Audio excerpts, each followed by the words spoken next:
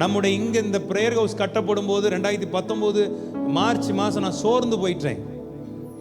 எனக்கு பலன் இல்லை, வேண்டாம், இதை நம்ம தெரியாமல் ஆரம்பிச்சிட்டோம், இதை நம்ம கட்டி முடிக்க முடியாது, பேசாமல் ஊரில் இருந்துருவோம்னு சொல்லிட்டு ஊர்லேயே ஒரு 15-20 நாள் இருந்துட்டேன்.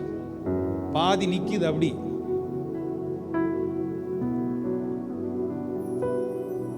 வார்த்தைகள் மாறாததுன்னு இதை கட்ட ஆரம்பிக்கும் போது கர்த்தர் ஒரு வார்த்தையை சொன்னார், எருசலேமின் அலங்கத்தை கட்டுவோம் வாருங்கள். அப்ப அந்த வசனத்தை வச்சுதான் நாங்க இறங்கணும். அப்போதான் நான் உடஞ்சி 15 நாள் அந்த இடத்துக்கே போகல. பில்டிங் எல்லாம் சும்மா கிடக்கு. என்னடா இவ்வளவு பணத்தை போட்டோம், என்ன பண்ணலாம், பேசாம அப்படியே யாருக்காவது கொடுத்துடலாமா, வித்துடலாமா, OLXல எல்லாம் போட்டோ பிடிச்சு போட்டேன். ஆனா போட்ட உடனே மனசு சமாதானம் இல்லை, உடனே டெலீட் பண்ணிட்டேன் ஒரு நாள்ல. அப்பந்தான் ஒரு சகோதரர் எனக்கு ஃபோன் பண்றார், தம்பி உங்க வீடியோலாம் பார்த்தேன், சொல்லுங்கண்ணே, கர்த்தர் உங்களை பயன்படுத்துறார், இன்னும் உங்களை பயன்படுத்துவார் சொல்லிட்டு என்கிட்ட பேசி ஜோமன் ஆரம்பிச்சாரு. அழ ஆரம்பிச்சிட்டேன். ஏன்னா நான் எவ்வளவு உடைக்கப்பட்டிருந்தேன், அதுக்கு ஏற்ற வார்த்தைகள் எனக்குள்ளாக வர ஆரம்பித்தது. ஒரு அழியில சொல்லுங்க, முகத்தை பார்த்தது கிடையாது நேரில். அவர் தான் நான் அடிக்க நம்ம ஓப்பனிங் கூட நீங்க வீடியோலாம் பார்த்துருப்பீங்க, ஜெய் ரூபன். அவரே எனக்கு ஃபோன் பண்ணார். ஏன்னா அவருடைய சாட்சியை நம்ம ஒரு நாடகமா, என் மகனேங்கிற நாடகமா நான் பார்த்துருக்கிறேன். தம்பி என் மகனே ரூபன் நான் பேசுறேன். எனக்கு ஆச்சரியமா இருந்துச்சு. அண்ணே நீங்களா? ஒரு அழியில சொல்லக்கூடாதா? என் நம்பர் அவர் எப்படி எடுத்தார் எனக்கு தெரியல, ஆனா எனக்கு லைனுக்கு வந்தார். நான் இப்போ ஊர்ல இருக்கிறேன். என்னை பலப்படுத்தினாரே ஆண்டவர்.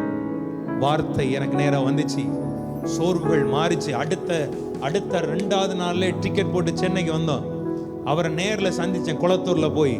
அப்ப அவரை பேசும்போது ஆவியில ஒரு பலன் உண்டாயிடுச்சு. என்னன்னா, தம்பி பிரேயர் ஆரம்பிங்கன்னு சொன்னா 100 மணி நேரம் ஜெபம். ஆவியானவர் சும்மா வார்த்தையில ஜெபிக்க வச்சார். 100 மணி நேரம் ஜெபத்தை அப்படியே ஒவ்வொரு நாட்களும் ஜெபிக்க ஆரம்பிக்க ஆவியில ஒரு பலன் உண்டாக ஆரம்பிச்சது. எந்த வேண்டாம் நினைச்சனோ அதை கட்டும்படியான ஒரு சத்துவத்தை கர்த்தர் கொடுத்தார். அதுக்கேற்ற பலத்தை கொடுத்தார், நிற்க பண்ணினார். 8வது மாசத்துல கட்டி முடிச்சு அதே தேவ ஊழியனை வச்சு பிரதிஷ்டை பண்ண கர்த்தர் உதவி செய்தார்.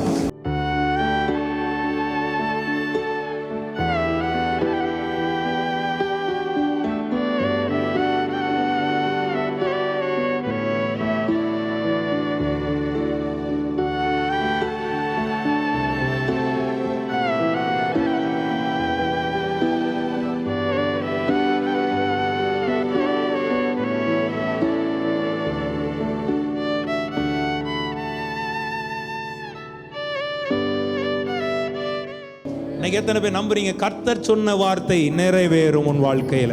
பக்கத்துல கைப்பிடிச்சு சொல்லுங்க, அவர் சொன்ன வார்த்தைகள் ஒன்றும் தரையில விழுந்து போவது. ஆமென். எத்தனை பேர் விசுவாசிக்கிறீங்க? கர்த்தர் நமக்கு வாக்கு கொடுத்திருக்கிறார், இதிலும் பெரிதானவைகளை. இந்த பில்டிங் கட்டி உள்ள வரும்போதே கர்த்தர் சொல்லிட்டார், இதிலும் இது ஒண்ணும் இல்லடா, இதிலும் பெரிதானவைகளை நீ காண்பாய். அல்லேலூயா.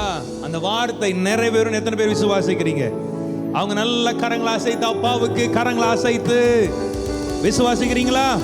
ஒருவேளை நான் சொல்ல போறேன், ஒருவேளை சோர்ந்து ஊழியத்தின் பாதையில நிறைய வார்த்தைகள், தரிசனங்கள் உள்ள பிள்ளைகள், ஆனா இன்னைக்கு சில சூழ்நிலைகள் சோர்ந்து போய் இருப்பீங்க. பார், விசுவாசி, உன் தரிசனம் இன்னைக்கு தட்டி எழுப்பப்படட்டும். கர்த்தர் உனக்கு சொன்ன வார்த்தை ஒன்றும் தரையில விழுந்து போகா, அது அப்படியே உன் வாழ்க்கையில நிறைவேறும்.